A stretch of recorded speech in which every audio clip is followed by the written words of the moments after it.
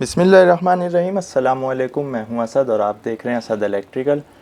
जैसा कि हम बात कर रहे थे जनरेटर्स के अंदर आने वाले डिफरेंट प्रॉब्लम्स के ऊपर, आज की वीडियो में हम डिस्कस करेंगे कि हमारा जो जनरेटर सेट है या जेन सेट है वो ओवर या अंडर स्पीड पर क्यों शट डाउन होता है या उसमें ओवर अंडर स्पीड के प्रॉब्लम्स क्यों आते हैं। उसकी जो मेन कॉजेज़ हैं उनमें से हमने आठ जो है वो हाईलाइट कर लिए दोनों के लिए, जो हमने नोट डाउन किए यहाँ पर। इसके अलावा भी कॉजेज़ हो सकती हैं, लेकिन जो कॉमन कॉजेज़ हैं, जो कॉमन रीज़न्स हैं, हम उन पे डिस्कस करेंगे आज। जैसा कि हम जानते हैं कि जेन सेट में स्पीड का जो ताल्लुक है वो इंजन साइड से, जनरेटर साइड से नहीं है, यानी कि अल्टरनेटर की साइड से नहीं है। जिस तरह एवीआर में होता है कि वो अल्टरनेटर साइड पे काम करता है, तो स्पीड का जो ताल्लुक है वो हमारे इंजन साइड से, यानी कि स्पीड कंट्रोल सिस्टम से। अब वो ईसीएम हो या इलेक्ट्रॉनिकली जो है वो गवर्नर हो वुडवर्ड वगैरह का, या इसके अलावा कोई और सिस्टम हो मैकेनिकल, तो स्पीड जो कंट्रोल होती है वो हमारे इंजन साइड से होती है, जनरेटर साइड से नहीं होती। सबसे पहले हम देखें कि ओवर स्पीड पे जनरेटर क्यों जाता है, उसकी क्या क्या रीज़न्स हो सकती हैं। तो सबसे पहले इसका जो एमपीयू होता है, मैग्नेटिक पिकअप, जिसको हम स्पीड सेंसर भी कहते हैं, इसका फॉल्ट हो सकता है। इसका फॉल्ट क्या होता है, या तो ये शॉर्ट होता है या ओपन हो जाता है। ओपन होने का मतलब है इसका कोई वायर वगैरह भी ओपन हो सकता है, जिसकी वजह से सिग्नल जो है नहीं जाएगा गवर्नर को, तो वहाँ पर। अच्छा, इसके दो तरह के रिस्पॉन्स होते हैं। एमपीयू ओपन होने की सूरत में दो कंडीशंस हो सकती हैं कि या तो जनरेटर इंजन जो है वो स्टार्ट ही नहीं होगा, और अगर चल रहा हुआ तो वो शट डाउन हो जाएगा, या दूसरी कंडीशन ये होती है कि एमपीयू ओपन होने की सूरत में हमारा इंजन जो है वो ओवर स्पीड हो जाता है। तो एक रीज़न ये हो सकती है, दूसरा ये शॉर्ट भी हो सकता है या इसमें कोई और प्रॉब्लम आ सकता है। तो एमपीयू सबसे पहले चेक किया जाता है। अच्छा, ओवर स्पीड जाने की दूसरी रीज़न होती है सडन लोड रिमूव, यानी कि जनरेटर लोड पर चल रहा है, अपने रेटेड लोड पर 70% 80% जो भी उस पर लोड है स्पेसिफाइड, अचानक से उसको रिमूव कर लिया जाए। तो जब सडनली लोड रिमूव होगा तो इंजन की जो स्पीड है वो शूट कर जाती है। जिस तरह वोल्टेज शूट करते हैं इसी तरह स्पीड शूट करती है, क्योंकि जो स्पीड कंट्रोलर है या ईसीएम है वो मैक्सिमम उसने फ्यूल वहाँ से खोला हुआ होता है। जैसे ही लोड रिमूव होता है तो वहाँ पर डिमांड कम हो जाती है फ्यूल की, तो इंजन सडनली थोड़ी सी देर के लिए, कुछ सेकंड्स के लिए या मिली सेकंड्स के लिए कह सकते हैं कि ओवर स्पीड पर चला जाता है। तो उस दौरान ये शट डाउन हो सकता है। इसीलिए लोड को जो है वो सडन रिमूव नहीं करना चाहिए, बल्कि ग्रेजुअली हटाना चाहिए, थोड़ा थोड़ा करके। अच्छा, तीसरी रीज़न इसकी हो सकती है थ्रोटल से हमारा जो फ्यूल है वो इंक्रीज़ हुआ हो।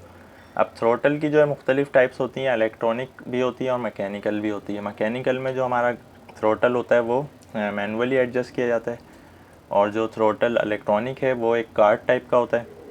अगर हम बात करें कैटरपिलर की, तो वहाँ पर एक छोटा सा थ्रोटल कार्ड होता है, तो उसमें भी प्रॉब्लम आने की सूरत में या उसकी एडजस्टमेंट आउट होने की सूरत में हमारा इंजन ओवर स्पीड हो सकता है।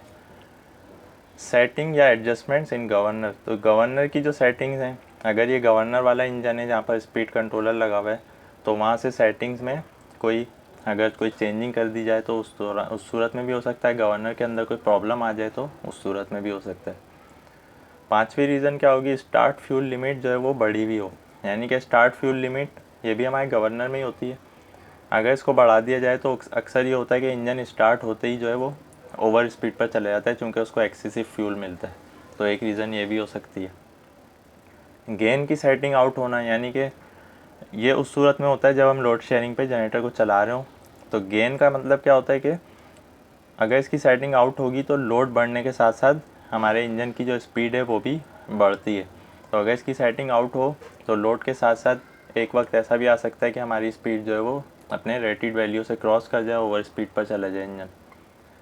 सातवीं रीज़न ये हो सकती है कि इंजेक्टर्स में फॉल्ट हो सकता है। ये बहुत रेयर केसेस में होता है। इंजेक्टर का फॉल्ट होने की सूरत में इंजन ओवर स्पीड नहीं होता है नॉर्मली, लेकिन ये हो सकता है, पॉसिबल है कि वो एक्सेसिव फ्यूल जो है वो आगे पहुंचाए, जिसकी वजह से हमारा इंजन, उसकी जो स्पीड है वो रेटेड वैल्यू से बढ़ जाए। सेटिंग्स इन कंट्रोल पैनल, तो आखिरी रीज़न ये भी हमने नोट डाउन कर लिए कि जो हमारा कंट्रोल पैनल है, चाहे वो पावर विज़र्ड है, कैटरपिलर का है, कमिंस का पावर कमांड है, कोई सा भी पैनल है जो हमारे जनरेटर का कंट्रोल पैनल कहलाता है, उसमें भी एक सेटिंग होती है, सेट पॉइंट होता है कि इंजन की जो रेटेड स्पीड है वो कितनी होनी चाहिए, ओवर स्पीड पे इंजन को कब शट डाउन होना चाहिए। वहाँ से अगर सेटिंग आउट हो जाए तो भी ये प्रॉब्लम आ सकता है। तो ये मेन रीज़न्स थी हमारे इंजन की ओवर स्पीड होने की। अब हम बात करते हैं अंडर स्पीड की। यहाँ पर भी हमने 8 रीज़न्स ही नोट डाउन किए हैं। सबसे पहला फ्यूल रिस्ट्रिक्शन है। जैसा कि हम जानते हैं कि जब हमारे इंजन को प्रॉपर फ्यूल नहीं मिलेगा तो उसकी स्पीड ड्रॉप होगी। फ्यूल रिस्ट्रिक्शन में फ्यूल फ़िल्टर चॉक हो सकते हैं, फ्यूल की क्वालिटी ख़राब हो सकती है, फ्यूल फ़िल्टर्स का जो सेंसर होता है फ्यूल प्रेशर का उसमें कोई प्रॉब्लम आ सकता है। तो ये सारी चीज़ें फ्यूल की रिस्ट्रिक्शन में आएंगी। फ्यूल वाल्व बंद हो सकता है पीछे से, या पाइप चॉक हो सकता है, कोई भी ऐसी रीज़न हो सकती है। एयर रिस्ट्रिक्शन, दूसरी जो रीज़न है अंडर स्पीड पर इंजन के होने की, वो है एयर की रिस्ट्रिक्शन।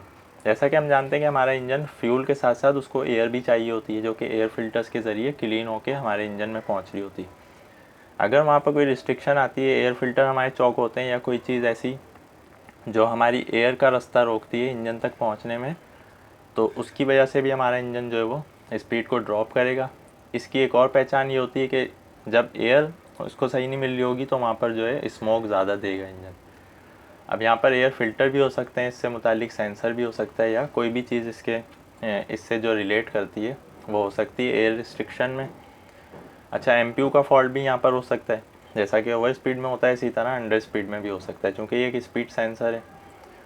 चौथे नंबर पे जो रीज़न है वो टॉर्क लोड, यानी कि जनरेटर पर हम टॉर्क लोड डालें बहुत ज़्यादा, क्योंकि टॉर्क लोड की भी एक स्पेसिफाइड रेंज होती है कि कितनी रेटिंग के जनरेटर पर हम एक वक्त में टॉर्क लोड कितना डाल सकते हैं। अगर उसकी वैल्यू से ज़्यादा टॉर्क लोड आएगा तो इंजन उसको बेयर नहीं कर पाएगा, बल्कि उसकी स्पीड जो है वो सडनली ड्रॉप हो जाएगी। पाँचवें नंबर पर गवर्नर की सेटिंग्स हैं। जैसा कि हम जानते हैं कि स्पीड कंट्रोलर, जो कि रेटेड स्पीड की जो सेटिंग्स हैं वो वहीं से होती हैं, तो ओवर स्पीड या अंडर स्पीड दोनों केसेस में गवर्नर की सेटिंग का भी प्रॉब्लम हो सकता है, गवर्नर का अपना फॉल्ट भी हो सकता है कोई। कंट्रोल पैनल की सेटिंग्स हो सकती हैं, जिस तरह ओवर स्पीड में थी इसी तरह यहाँ पर भी उसमें भी चेंज करने से ये प्रॉब्लम आ सकता है, या पोटेंशियोमीटर। अच्छा, पोटेंशियोमीटर को हमने ओवर स्पीड पे डिस्कस नहीं किया था। जैसा कि हम जानते हैं कि पोटेंशियोमीटर एक स्पेसिफाइड यानी कि लिमिटेड वैल्यू तक इंजन की स्पीड को इंक्रीज़ या डिक्रीज़ करता है। तो पॉसिबल है कि ओवर स्पीड पर भी चला जाए, मगर इसकी वैल्यू इतनी नहीं होती है। तो अंडर स्पीड पर भी पॉसिबल है कि वो शट डाउन ना हो, लेकिन इसकी स्पीड ड्रॉप हो सकती है पोटेंशियोमीटर के फॉल्ट की सूरत में। अंडर स्पीड पर इंजेक्टर्स का कॉमनली प्रॉब्लम आता है। अब ये इंजेक्टर इलेक्ट्रॉनिक टाइप हैं, EUI हैं, MUI हैं या HEUI हैं। जैसा कि हम जानते हैं कि पुराने इंजन में हमारे जो मैनुअल इंजन होते हैं उनमें मैकेनिकल यूनिट इंजेक्टर्स होते हैं, उसके बाद फिर इलेक्ट्रॉनिक यूनिट इंजेक्टर्स आए जिसको हम EUI कहते हैं। एक होता है HEUI यानी कि hydraulically and electrically unit injector. तो कोई सा भी टाइप का इंजेक्टर हो, इंजेक्टर्स के फॉल्ट की सूरत में हमारे इंजन की स्पीड ड्रॉप होती है। लास्ट में जो हमने रीज़न लिखी है वो है boost pressure sensor fault. Boost pressure क्या होता है? एक तो एयर इनलेट है, दूसरा बूस्ट टर्बो आउटलेट है, यानी कि जो एयर फिल्टर के बाद हमारे इंजन में आती है वो टर्बो चार्जर से होती हुई आ रही है, यानी कि प्रेशराइज होके आ रही है, तो उसको हम कहते हैं टर्बो की आउटलेट या बूस्ट प्रेशर। तो वहाँ पर भी हमारे इलेक्ट्रॉनिक इंजन में एक सेंसर लगा हुआ होता है जिसको हम बूस्ट प्रेशर सेंसर कहते हैं या टर्बो आउटलेट सेंसर कहते हैं। अगर उसका फॉल्ट आ जाए या उस लाइन में कोई प्रॉब्लम हो जाए, वहाँ पर बूस्ट प्रेशर सही से क्रिएट ना हो रहा हो, बिल्डअप ना हो रहा हो, तो भी हमारे इंजन की जो स्पीड है वो ड्रॉप हो सकती है, तो अंडर स्पीड का प्रॉब्लम आ सकता है। तो ये 8 कॉमन रीजंस थी इंजन के ओवर अंडर स्पीड होने की। इसके अलावा भी रीजंस हो सकती हैं, लेकिन पहले स्टेप बाय स्टेप ये सारी चीज़ें चेक की जाएंगी, उसके बाद फिर इससे आगे बढ़ा जाएगा। उम्मीद है आज की वीडियो आपको पसंद आई होगी। कोई भी आपका क्वेश्चन है आज की वीडियो के हवाले से कमेंट में आप ज़रूर पूछ सकते हैं। इंशाल्लाह नेक्स्ट वीडियो में नए टॉपिक के साथ आएंगे। आज के लिए इतना ही, नेक्स्ट वीडियो तक के लिए इजाज़त दीजिए। अल्लाह हाफिज़।